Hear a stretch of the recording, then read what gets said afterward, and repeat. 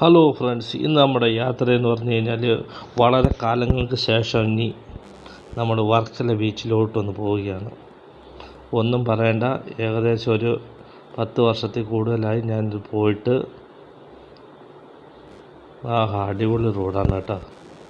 വഴികളൊക്കെ നല്ല സൂപ്പർ വഴികളാണ്, ഒന്നും പറയണ്ട. വഴി അറിഞ്ഞൂടാ, ഒന്നും അറിഞ്ഞൂടാ. റൂട്ട് മാപ്പൊക്കെ വെച്ച് പോവുക. റൂട്ട് മാപ്പ് എങ്ങോട്ട് പറയുന്നു അങ്ങോട്ട് തന്നെ പോയിക്കൊണ്ടിരിക്കും.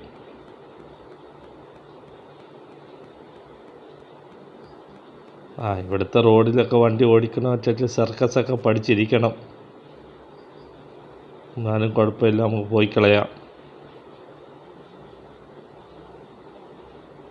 ഇതൊക്കെ നല്ല റോഡാട്ടോ, നല്ല സൂപ്പർ റോഡ് നിന്ന് സൂപ്പർ. അടിയിലോട്ട് നോക്കിയാൽ കൊക്ക കാണാം, കൊക്കയും കാണാം, എല്ലാം കാണാം. ആരാ അത്?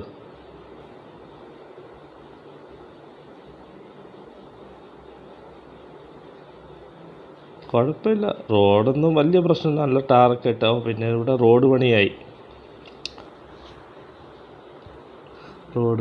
നമ്മൾ റോഡ് ക്രോസ് ചെയ്ത് അപ്പുറത്ത് പോകണം. റെയിൽവേ ക്രോസിംഗ് ആണ്. ആകെയുള്ള പേടി ഇവിടെ എത്തുമ്പോൾ മാത്രമേ ഉള്ളൂ.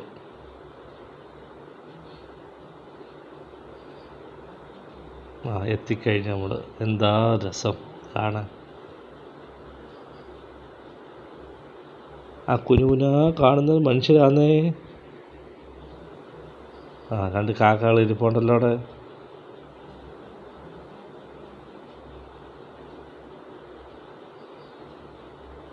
ഇതാണ് നമ്മുടെ വർക്കല ബീച്ച്. നമ്മളെല്ലാം അങ്ങോട്ട് പൊയ്ക്കൊണ്ടിരിക്കുക. കുറേ നടക്കാനുണ്ട് കേട്ടാ.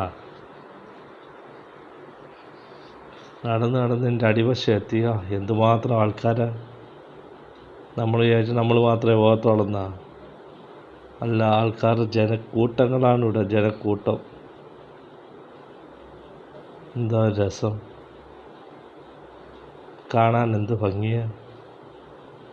പോകുന്നെങ്കിൽ ഇങ്ങോട്ടൊക്കെ പോകണം. നല്ല തിര, നല്ല മണ്ണ്.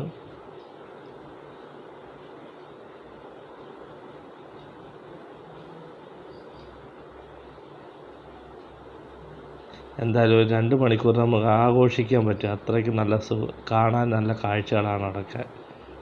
നല്ല തിരകൾ, നല്ല കടൽ, നല്ല സൺസെറ്റ്.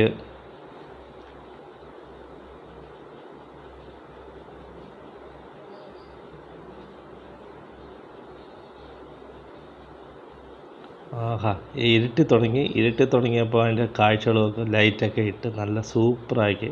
പക്ഷേ ഒരു നഷ്ടമൊന്നുമില്ല. വർക്കല ബീച്ചിൽ പോയാൽ അടിപൊളിയാണ്, സൂപ്പറാണ്. നഷ്ടം നമുക്ക് വരത്തില്ല, അത്രയ്ക്ക്